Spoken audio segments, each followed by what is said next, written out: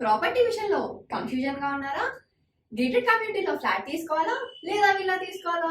మన పిల్లల భవిష్యత్ కోసం ఓపెన్ ఫ్లాట్ తీసుకోవాలా? మన హైదరాబాద్ లో ఏ లొకేషన్ లో కొంటే మంచి అప్రిసియేషన్ వస్తుంది?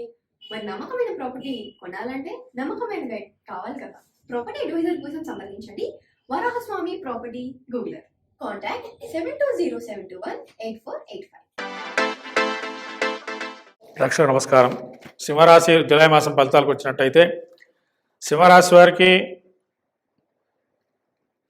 ద్వితీయందు కేతువు, షష్టంలో శని, సప్తమంలో రాహు,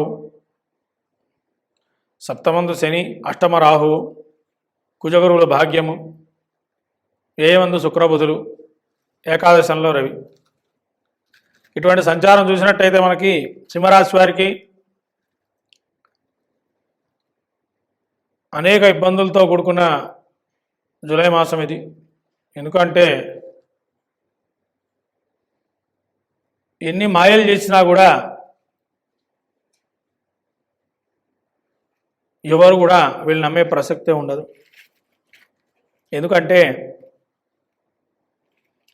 సహజ సిద్ధమైన నిజాన్ని చెప్తారు కానీ అది అబద్ధంగా అవతల వాళ్ళు నమ్ముతూ ఉంటారు. ఎందుకు ఇటువంటి మేము ఎంత నిజం చెప్పినా అవతల వాడు అబద్ధం అనుకుంటున్నాడు దాన్ని అనేది మీ మనసులో ఒక చింతనగా ఏర్పడుతుంది. అట్లానే ఇంట్లో వాళ్ళు కూడా మీకు ప్రతికూలంగా ఉన్న వాతావరణమే. ఇంట్లో వాళ్ళు మీ మాట తీసి పక్కన పెడతారు. ఎన్ని చెప్పినా కూడా మీరు చెప్పిందా మేము చెప్పలేమా, మాకు తెలియదా అన్నట్టుగా మాట్లాడుతుంటారు. కాబట్టి మళ్ళీ డబ్బు కూడా సహజంగా రావాల్సినంత సొమ్ము రాకపోవటం.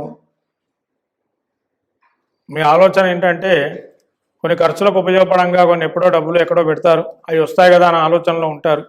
కానీ అవి సగంగా వస్తాయి, ఇంకా పూర్తిగా రావు. అట్లాగే సప్తమందు శని, మీ మాటలు ఎదుటి మనిషి వినేటప్పుడు మోసపూరితంగా ఉంటాయేమో అని అనుకుంటారు. ఎందుకంటే మీ భాష తీరు కటువుగా ఉన్నప్పుడు కూడా మృదువుగా ఉన్నప్పుడు అయినా కానీ, కటువుగా ఉంటేనేమో వీడు అబద్ధం ఆడుతున్నాడు, దబాయిస్తున్నాడు అనుకుంటారు. మృదు భాషణగా మాట్లాడామనుకోండి, ఏదో ఎక్కడో మనకి ఇబ్బందులు పెట్టే అవకాశం ఉంది అని అనుకునే తత్వమే తప్ప అపార్థాలకు లోనయ్యే అవకాశమే తప్ప అనుకూలమైనటువంటి అవకాశం లేదు. అట్లానే అష్టమ రాహు వల్ల ఎప్పుడో ఒక వ్యాధితో తిరగబడి మళ్ళీ ఆ వ్యాధి వచ్చే అవకాశం ఉంటుంది. అలానే ఎన్నో కష్టాలు కూర్చి ముందుకు వెళ్తుంటారు. అయినా కూడా ఎన్ని ఇబ్బందులు వచ్చినా కూడా కుజగురువులు భాగ్యంలో ఉండటం వల్ల వీరికి పూర్వమునందు ఏదైతే కొన్ని జరిగాయో అవన్నీ మళ్ళీ పునఃప్రారంభమయ్యే అవకాశం ఉంటుంది. అది దైవికంగా కానీ కుటుంబపరమైన ఇబ్బందుల్లో కానీ మళ్ళీ పునఃప్రారంభం అవుతాయి. అట్లానే రవి ఏకాదశంలో ఉండటం వల్ల ఎన్ని ఇబ్బందులు వచ్చినా గ్రహనాయకుడు బలంగా ఉన్నాడు కాబట్టి రాష్ట్రాధిపతి కొంత అనుకూలమైన అంశం. ఈ శుక్రబుధులు మాత్రం 12లో ఉండటం వల్ల ఎన్ని ఇబ్బందులు వచ్చినా మీ లగ్జరీ లైఫ్, కంఫర్టబుల్ లైఫ్కి ఎటువంటి ఢోకా అనేది లేదు. దానిలో మాత్రం ఎక్కడా తేడా ఉండదు. మీరు జీవనం ఎలా ఉందో అలానే చేస్తారు. కానీ ఏంటంటే మీ మాటని బట్టి వాళ్ళు అపార్థాలకు లోనయ్యే అవకాశం. మీరు ఎంత మంచి చెప్పినా వాళ్ళు చెడుగా తీసుకోవటం, ఎంత బతిమలాడినా వాళ్ళు ఆ విధంగానే ఉండటం జరుగుతుంది. కాబట్టి కటువుగా మాట్లాడినా అట్లా అనుకుంటారు, మృదువుగా మాట్లాడినా అలా అనుకుంటారు. అసలు మాట్లాడకుండా ఉందామా అనుకుంటే ఏం మాట్లాడడం లేదని మళ్ళీ ఎదుట మనిషి అడుగుతుంటారు. ఇటువంటి జూలై మాసంలో ఫలితాలు ఉన్నాయి. ఇవన్నీ కూడా మనకు అనుకూలం కావాలి అనుకుంటే,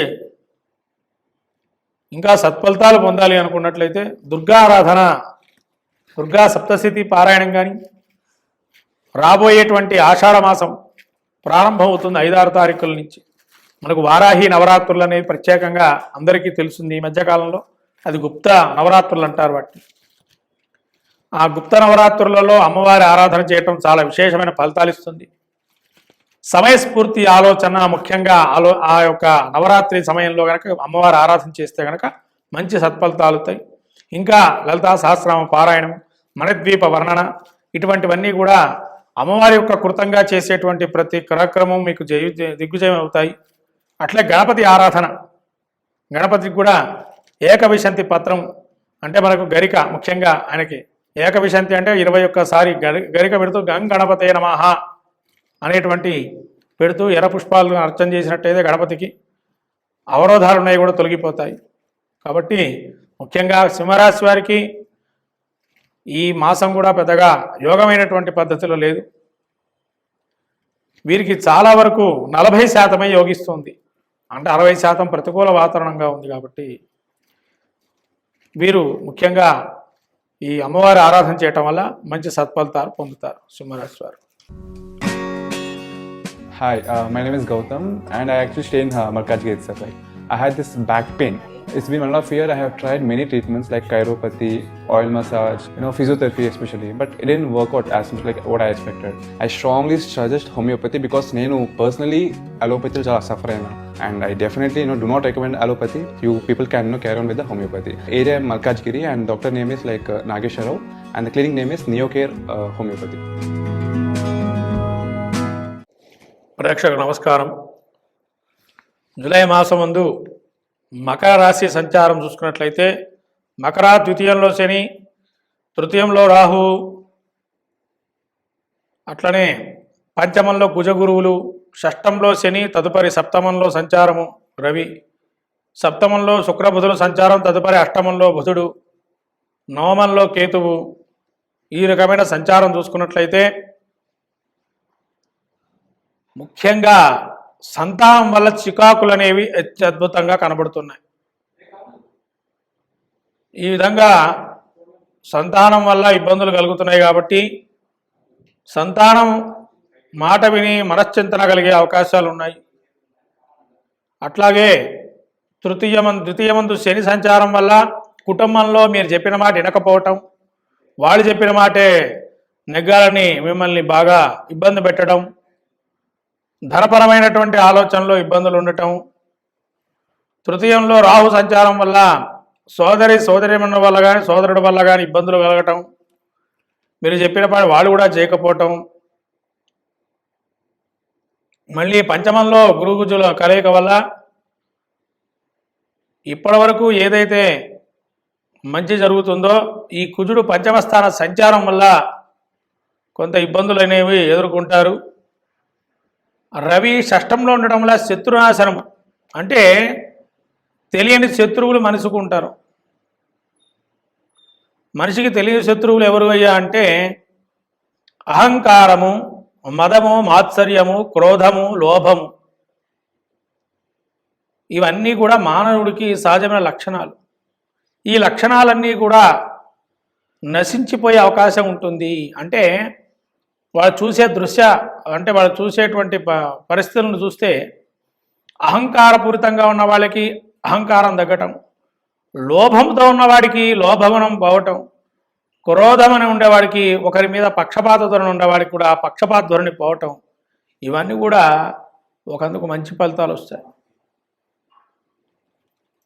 మానవుడికి సహజమైన లక్షణాలు, తెలియకుండే లక్షణాలు, శత్రుగుణాలు అంటే ఇవే. ఏదో శత్రువులు అంటే బయట నుంచి వచ్చే శత్రువులు కాదు, తెలియని శత్రువులు ఇవే మనసుకు మించి. కాబట్టి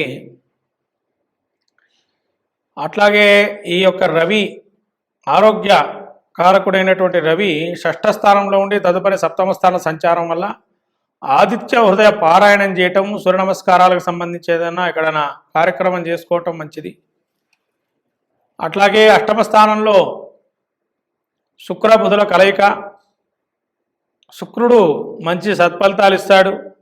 అష్టమంలో కూడా వీళ్ళు కొంతమందికి స్త్రీకి సంబంధించి కొన్ని ఆలోచన ధోరణితో ఉంటారు. అవికి కొద్దిగా పురోగతి సాధించే అవకాశం ఉంటుంది. స్త్రీకి సంబంధించినటువంటి విషయాల్లో వీళ్ళకి బుధుడు అష్టమంలో ఉండటం వల్ల బంధుమిత్రులతో వైరాన్ని చేకూరుతుంటారు. కాబట్టి ముఖ్యంగా వీళ్ళు ఎక్కువగా ఆయాసపడద్దు. మాట్లాడడం చాలా నెమ్మదిగా మాట్లాడుకోవటం మంచిది. ఏది మాట్లాడినా కూడా ఏదో ఆదరాబాదరా గట్టిగా మాట్లాడి ఆయాసాలు తెచ్చుకోవటం అనేది మంచిది కాదు. కాబట్టి ఆలోచన చేసి, సమయస్ఫూర్తి ఆలోచన చేసి మాట్లాడుకోవటం మంచిది. వాడిట్లా చేశాడు, వీడిట్లా చేశాడు అనుకోవద్దు. సమయం వస్తుంది, సమయం గురించి వేచి ఉండండి. సమయం వచ్చినప్పుడు మీ యొక్క గొప్పతనం ఏందో, మీ యొక్క ఆ, సమయస్ఫూర్తి ఆలోచన ధోరణి ఏందో వాళ్ళకి అప్పుడు తెలుస్తుంది. అంతేగాని ఇప్పుడు ఏమీ తెలియదు ఎన్ని చెప్పినా కూడా.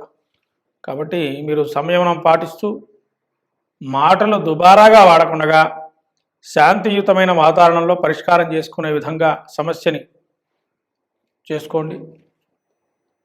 ఇవన్నీ కాదనుకుంటే శుభ్రంగా విష్ణుమూర్తి ఆలయానికి ప్రతి బుధవారం వెళ్ళండి. విష్ణుమూర్తి ఆరాధన చేయటం వల్ల ఈ ఇబ్బందుల నుంచి తగ్గుతాయి. విష్ణు సహస్రనామ పారాయణం చేయటం వల్ల కూడా. అట్లాగే ఈ సూర్యనారాయణ స్వామి దేవాలయానికి వెళ్ళి ఎక్కడైనా సూర్య నమస్కారాలు చేసుకోవడం లేదా ఇంట్లో సూర్య నమస్కారాలు చేయటం మంచిది. ఈ భాగ్య కేతు ఏదైతే ఉందో ఈ కేతు వల్ల కొద్ది భక్తి మార్గంలో వెళ్ళేటువంటి విషయాల మీద ఆసక్తి కలగటం, ఇంకా నేను ఇవి చేసుకోవాలి, పలానా వ్రతం చేయాలా, పలానా యజ్ఞం యాగాలు చేసుకోవాలి అన్న ఆలోచన ధోరణి పెరగటం అనేది జరుగుతుంది. కాబట్టి మొత్తం మీద మకర రాశి వారికి 70% మంచి ఫలితాలు ఉన్నాయి, 30% ఇబ్బందులు చేకూర్చే అవకాశం ఉన్నాయి. వాటి మనం దృష్టిలో తీసుకోకుండా నడవటం మంచిది. ఏది ఏమైనా కూడా మాట ధోరణి వల్ల అనవసరమైన అనారోగ్యాలు చేకూర్చే అవకాశం ఉంటుంది. ఇప్పటివరకు కూడా అనారోగ్యాలు కొన్ని ఉన్నాయి, కానీ అనారోగ్యం తప్పించుకునే అవకాశం కొంతవరకు ఉండాలి అనుకుంటే సూర్య నమస్కారాలు చేయటం వల్ల మంచి సత్ఫలితాలు వస్తాయి. ధనుసు రాశి వారికి మొత్తం మీద అనుకూలమైన ఫలితాలే ఉన్నాయి ఈ యొక్క జూలై మాసంలో.